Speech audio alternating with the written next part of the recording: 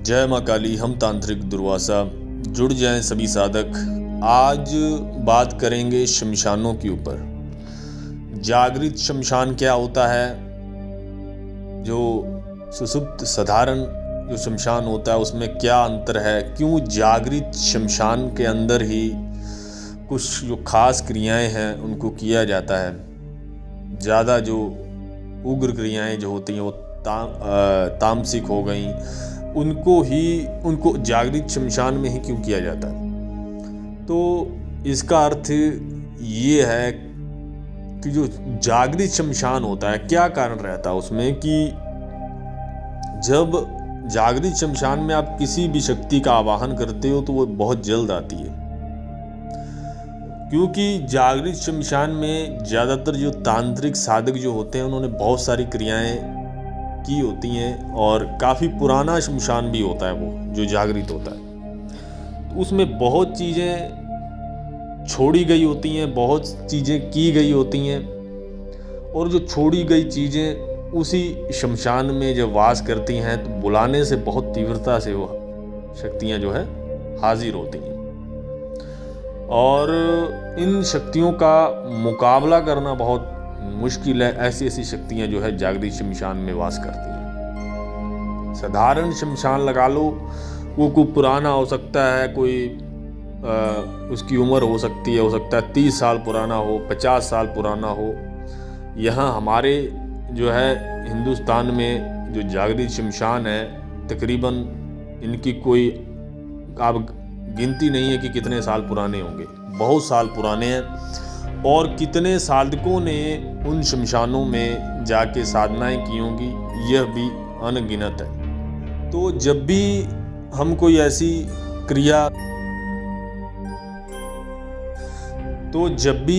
जो है कोई क्रिया देते हैं अपने ऐसे साधक को कि जो क्रिया करने जा रहा है ऐसी जो काफ़ी उग्र है, हम उसे जागृत शमशान में जाने का ही बोलते हैं।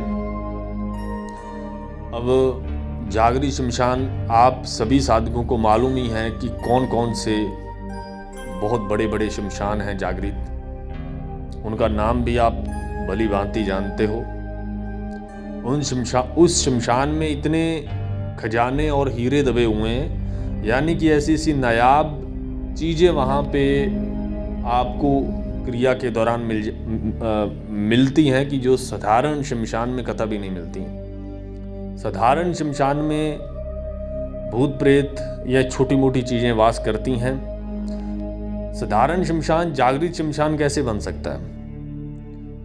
जब कोई साधक जो है अपनी काफ़ी प्रचंड, काफ़ी अच्छा कोई भी तांत्रिक साधक वहाँ पर क्रिया करता है, तो जब निरंतर क्रियाओं के दौरान वो शमशान जो होता है वो जागृत हो जाता है, बहुत सारी चीज़ें उस शमशान की ओर खींची चली जाती हैं। यहाँ तक कि आसपास के शमशानों से भी बहुत सारी चीज़ें खींची आती हैं। जब कोई क्रिया होती है, कोई बड़ी क्रिया होती है किसी शमशान में, तो आसपास के शमशानों तक जो है एक न्योता चले जाता है कि इस शमशान में कुछ हो रहा है। तो ये उसी साधक को मालूम है, क्योंकि साधना के दौरान बहुत सारे साधकों ने देखा होगा कि कुछ चीज़ें उनको शमशान के बाहर भी दिखाई पड़ती हैं।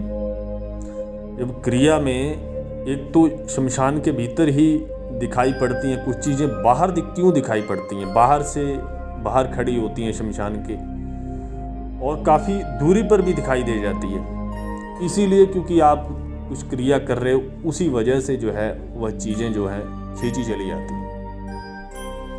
शमशान का कोई दायरा नहीं होता है कि कोई कीलित किया होता है कि इसके अंदर अंदर ही शक्तियाँ निवास करती हैं। उसके आस पास भी शक्तियाँ होती हैं, और ये शमशान के बाहर भी आती जाती रहती हैं। जैसे कि कोई शमशान के पास में कुछ घना वृक्ष है, कोई आस पास में कोई जो है ऐसी जगह है, खंडर है शमशान के पास, तो वहाँ पर भी ये शमशान से जो है उस जगह पर भी वास ये कर लेती हैं, यानी कि कोई दायरा नहीं होता है। तो इसीलिए जो है खंडर में भी कुछ क्रियाओं को करने के लिए बोला जाता है, क्योंकि खंडर हो गया, जहाँ कोई घना जंगल हो गया, जहाँ पर कोई भी आता जाता नहीं है, ऐसी जगहों पर जो है शक्तियाँ देखने को मिल जाती हैं।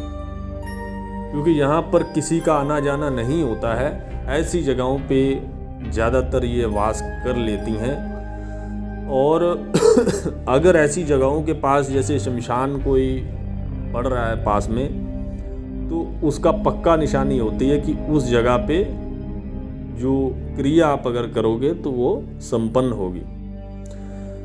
और ये भी एक जो है कि जब हम कई बार जंगल पड़ता है किसी के पास, तो हम जंगल में क्रिया करने के लिए बोलते हैं, तो वो बोलते हैं कि किस जंगल के किस जगह पे हम करें।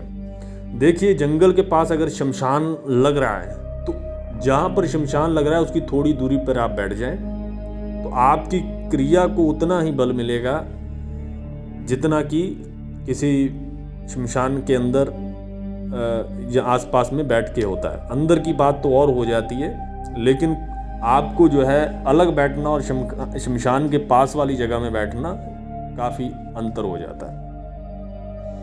तो देखो, प्रचंड कोई क्रिया करनी है तो शमशान में ही जाना पड़ेगा, उसमें जंगल नहीं चलेगा। शमशान तो फिर भी शमशान होता है। तो इन्हीं चीज़ों का साधकों को, छोटी छोटी बातों का ध्यान रखना चाहिए।